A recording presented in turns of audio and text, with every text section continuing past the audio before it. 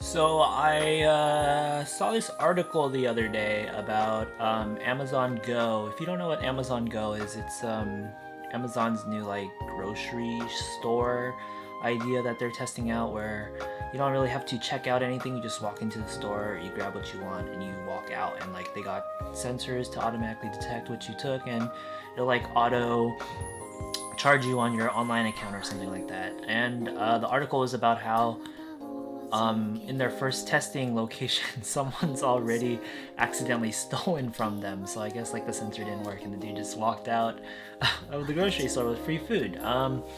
And that like led me to think. It somehow reminded me of these thoughts that I had like years ago when I was taking a college course on folk tales. Was it folk tales? Yeah, I think that's the proper term. Folk tales. And just a little side note here, I just want to say that college is so crazy how like you just realize that there's whole fields of study are devoted to. Like if you ever told me that folk tales can be studied so thoroughly and stuff like that, and how they relate to the history and the culture and the zeitgeist of the cultures that they come from and stuff like that, I'd be like, holy shit, I don't believe you. I just know how to learn math and shit and history and fuck. But yeah, that's the crazy thing about college and just learning in general, that something like folktales have such a vast field behind them. So anyways, back to the point though. So like when I first took my college course, and I was like, holy shit, a course on folktales, that's crazy. So I took it, and I was thoroughly amazed from what I was learning, that there was so much about folktales, what they could like represent it and stuff like that. Something that I learned about folktales is that, or something not that I learned, but something that maybe everybody already knows about folktales if they've like been exposed to enough, is that sometimes they end, or maybe it's not just the ending, but usually it's the ending. They have this bizarre ass ending, like crazy shit that just comes out of nowhere. Like the dude turns into like a fish or something and just swims away instead of solving the conflict, or some bizarre shit like that. I'm just making that up to illustrate the idea of how zany they can get. The only one that I actually remember for sure is an example is like in Hansel and Gretel. This one isn't too crazy, but it's the only one that I can actually remember. It's when the witch captures Hansel and Gretel and she's like trying to fatten them up. She falls for this stupid trick that is like, it's not bizarre, but in relative to us like modern thinking people, it can be perceived as kind of weird. She checks how fat he's gotten, but he somehow tricks her just by sticking out like a bone out instead of his own finger, so that it's always the same fatness. So she feels, and she's like, oh, you're not getting fat at all, so I can't eat you yet. So he tricks her with like this kind of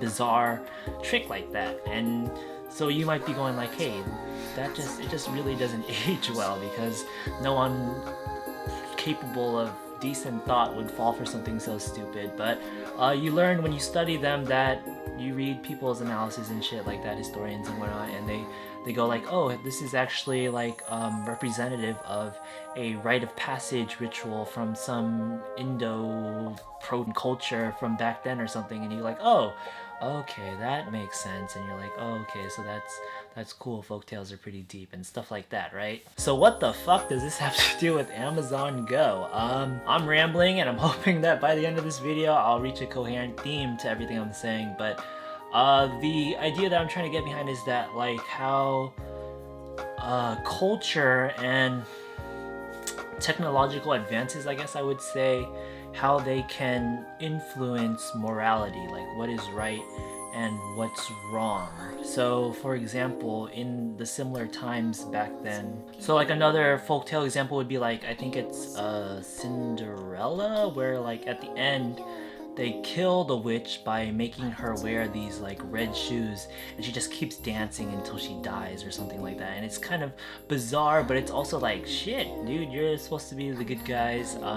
You just straight up sentenced her to death. And like as a modern day person looking back on that, you might be going like, dang, good guys be fucking raw, fucking relentless or something. In our day and age, the fictional people wouldn't kill the person who wronged them. They would like make them do their what the punishment they deserve until their actions are wronged or something like that.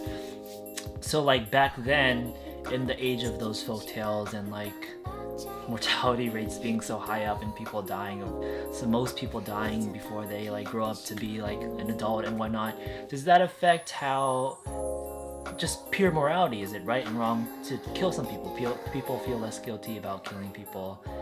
I'd say yes, probably. Like queens and kings sends people to death all the time, and they're like the equivalent of presidents today who also do that, but you know, they kind of. So yeah, relating that to now and Amazon Go, which is like at the forefront of like technological advances for us, this new thing, automatic grocery shopping.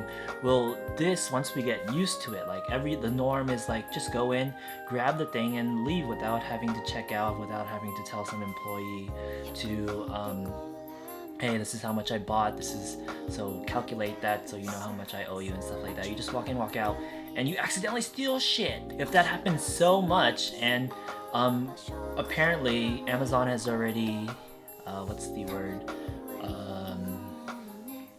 predicted that would happen. They actually have like a what's that shit called for businesses, the shrink rate, like if the amount of money that they make from doing this differently, like in this case not having to hire employees, cashiers and all that shit, just using automated robots and shit, if that is going to supersede the money that they lose from people stealing accidentally, maybe intentionally all that time, if it's more than that, then they're gonna go through it with it anyways, even though there's like a whole morality thing where people become thieves and stuff. So if that becomes the norm, will the wrong act of stealing become less, you know, be perceived as less severe, just like how murdering people became more severe as time went on because of how culture and technology advanced to make it so that, you know, people die less often, natural mortality rates are decreased, so we should value human life more, I guess.